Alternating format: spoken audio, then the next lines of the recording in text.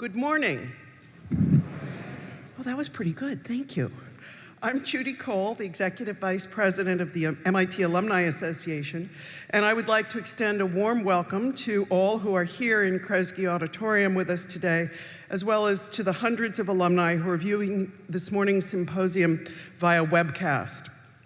Technology Day is one of the association's signature programs that gives alumni, parents, and friends a window into MIT and some of the extraordinary work that happens on this campus.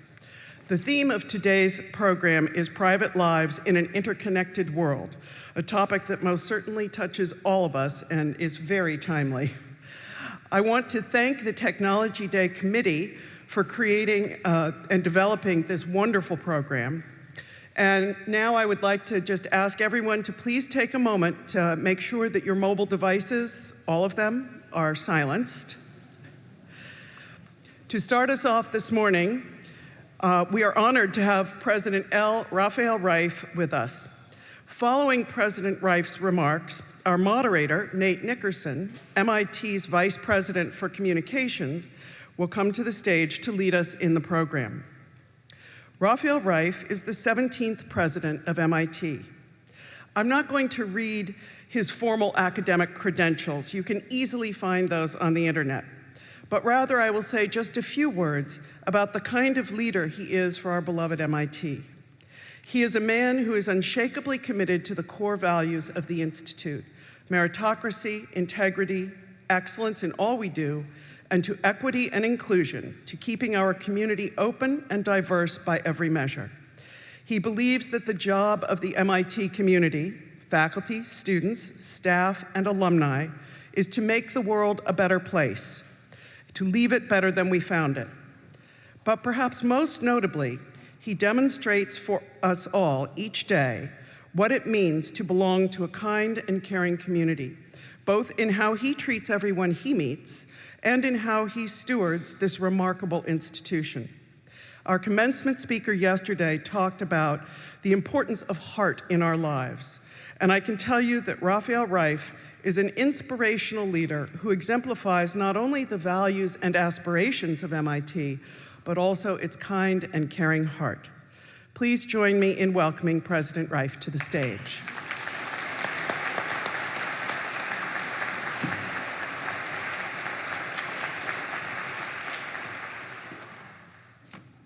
Judy, that was very, very nice. I appreciate it.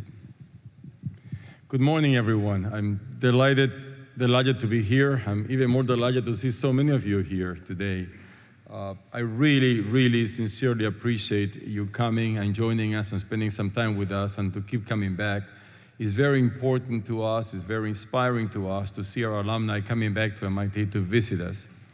I have a few minutes to chat with you this morning, and I just want to give you a sense of some of the things in my mind, and I want to start by sharing with you some thoughts on the following. As you would expect, I'm traveling extensively, not just in the US, but internationally, and one of the jobs that I've given myself is to tell people, particularly non-alumni, about MIT and tell them about who we are and what we stand for. So let me give you a little sense of what I've been telling them and how the message is being received. In the hopes that hopefully what I'm telling others is something that you or alumni connect with as well. The main point that I start with, I want to convey what's special about MIT, and I want you to think about it. What's so special about this place? And the essence, to me, is what we stand for, our mission, and the people that believe in our mission. And I describe to others that MIT is a very unique place, it's a very special place. But of course, when I talk to others who are not from MIT, they will also recognize that their alma mater is a very special and unique place too. So what makes MIT particularly unique, or what distinguishes MIT from some other places? And this is the way I describe it. There are many unique institutions in America and the world that do a terrific job, and the reason to exist is to teach students how to think, to open their minds, and to teach them how to think and how to learn. And there are quite a few institutions in the US who do a terrific job at that. There are other institutions in the US and the world that prepare students for a job, prepare students to be successful out in the outside, in the marketplace, and to do successful citizens in society, performing and being prepared for jobs. And there are, again, you can think of institutions that do that and do that very, very well. There are others who identify themselves with creating wealth, and students go to those institutions to prepare themselves to create wealth. MIT is none of the above. Of course, it's not to say that at MIT we don't teach our students how to think or how to learn, because that they do a great deal of. It's not that we don't prepare them for jobs, because we do, and they are very successful at it, at jobs or at creating their own jobs. It's not that we don't teach them how to create wealth. It's not that we are opposed to that. But the main reason that MIT exists, the main mission, the driving force for the people of MIT is to do good. Is to do good. And that's a very important difference. That's really a fundamental difference of this place. If in doing good you become wealthy, that's fine. But the goal is, the driving force is to do good. And that's what attracts people to come to MIT. If you just walk around and talk to our faculty, you see some of them this morning speaking to you, talk to our students, and you ask them. In fact, do that exercise. Just interrupt the student. Unfortunately, most of them are gone right now. But if you were here when they are around and you ask them, why are you here? They'll tell you because they want to change the world. They want to do good. That also consistent with our mission statement. As you know, our mission statement is actually a very unique one. It talks about advancing knowledge and educating students, like every higher education institution that does research aspires to be. But it also goes on to say, bring knowledge to bear on the world's greatest challenges. Basically, not just advance knowledge, use it, do something good with it. And it ends by saying, and do so for the benefit of humankind. So that's in a mission statement, and we live it every day. Our students live it every day. So to me, that's an important uniqueness of this place. The other one that's connected with it is the people of MIT. And how do I explain that? By people, I really mean students, faculty, and staff as well, postdocs. Just think, I try to describe MIT in the following way. I tell people, at least, let me just ask you, just think of you in high school. You in high school probably were, like I was in high school, probably belonged to the 5% of the kids in the class that instead of going out there to play with other kids or do some soccer in Venezuela or baseball or basketball or anything, you were just trying to tinker, take things apart, trying to figure out how things work, do some coding. The point is, you're curious and passionate in high school. You were in that 5% of the class that were doing these things somewhat different from the other 95%. And you always felt a little uneasy. You were made to feel a little uneasy because the other 95% were not as passionate or curious or driven as you were. Well, at MIT, the whole place is made of that 5%. Students or faculty. And when they come here, students, and I tell you, this is the same case today. I meet with freshmen every fall to understand why they chose MIT. It's the same thing. They come here, and all of a sudden, they are not these unusual kids that are very passionate. They are surrounded by passionate kids, students who want to just do something with their lives, want to do something really different and important. One comment is in my mind about one of these freshmen telling me, I asked her, what do you like? You've been here 3 months as a freshman. What do you like the most about MIT? What is that you find that is the most attractive to you about what you have seen about MIT so far? 9 out of 10 of the students tell me the answer is each other. They just want to be with each other. They just enjoy. They found themselves here. They found their community. In fact, one of them also told me, I didn't realize that smartness comes in so many different ways. It's really a revelation for students to be in a place in which they feel they belong. And that is true with the faculty as well. what that means is that this place is very also STEM intensive, science, technology, engineering, math. As you probably know, among undergraduates, about 90% major in science or engineering. And those who don't major in they have a very quantitative education, whether it's in management or social science, economics, or architecture. It's a very quantitative place. As you probably know, our faculty are 2/3 in science and engineering and 1/3 in everything else to support the student population we have under interest. And that's also very different from just about any other institution in the land. So what makes MIT different is our mission and the people who believe in that mission who come to MIT. So what happens when you combine that mission with those extremely talented people together? Well, it's really explosive. And just to give you a sense of that, and you probably know this as well as I do, when it comes to advancing knowledge, there is really no parallel to this place. Since 1944, when MIT received the first Nobel Prize, there have been 655 individual Nobel Prizes awarded. 81 came to MIT people, 81, and that's a little over 12% of that. That's truly remarkable.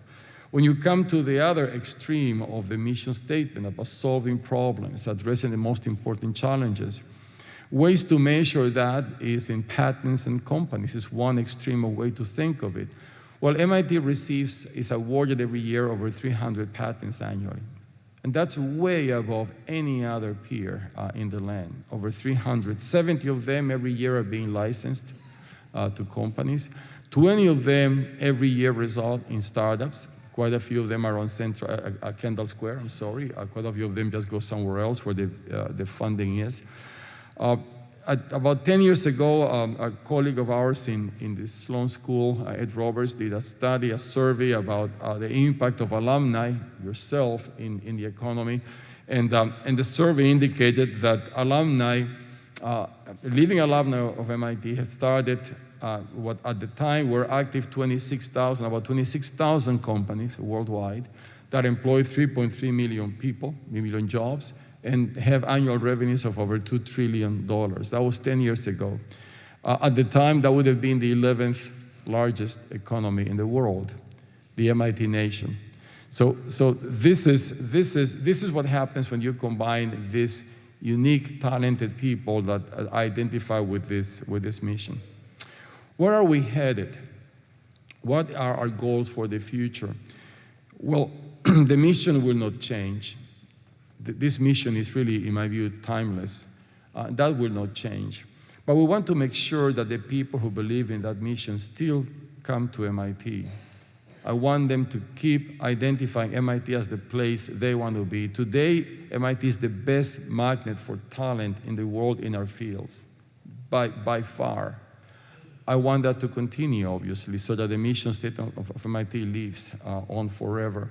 But to do that, we cannot stay put. To do that, we have to adapt and change the institution, I mean. And by that, what I'm trying to say is that we want to be the place that has the most exciting education, research, and innovation ecosystem in the world, so that people that care about those topics and what to do with it keep coming to MIT. So what do I mean by creating that or by maintaining that? On education, I think the model in which we started, mind and hands, is still the way to go. Mind and hands is a uniqueness part of MIT. Only recently, in the last 10 years, you can see other institutions beginning to realize that that's the way to go, and traditional liberal arts peers are moving more and more into this way of thinking, without, of course, giving up what they do so well with liberal arts, and which we do as well. But what I mean is that we need to do more and more of engagement, active engagement between students and faculty, unless the passive interaction that we have in some of our classrooms. And the way to do that is to bring digital education to the campus. And that is going on already, is going on quite well. About a little over 80% of our undergraduates today are using that MITx technology to get information digitally and to learn digitally so that they can use more time, more active engagement time with faculty and other students. So that's on the educational front. There is a lot to be done there. On research, I want us to always focus on what's important, and you're going to hear examples of that today. We are already active in renewable energy, climate change, big data, cybersecurity, robotics, cancer, poverty, social implications of technological advances. We're doing all of that today.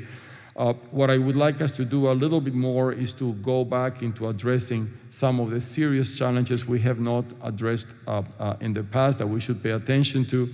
One of them, and we started doing quite a bit of that in the last couple of years, is worry about fresh water and food security and access.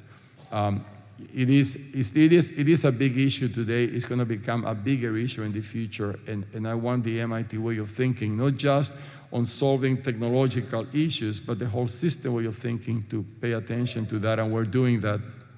Another area that is very important is the health of the mind, particularly the health of an aging mind. As we live older, we need to understand how the mind works and how to keep our minds healthy. That's an area in which, by and large, as much as we understand how our bodies function, the connection between the brain and the mind is something in which there is still a lot to be learned. And one other area in which I would like us to pay attention to is the early detection of diseases. We have very focused on therapies for diseases. I want us just to go much earlier and study and understand the early detection of diseases. And on the domain of innovation, as I mentioned to you, I want MIT to be the best place to go in those three areas: education, research, innovation.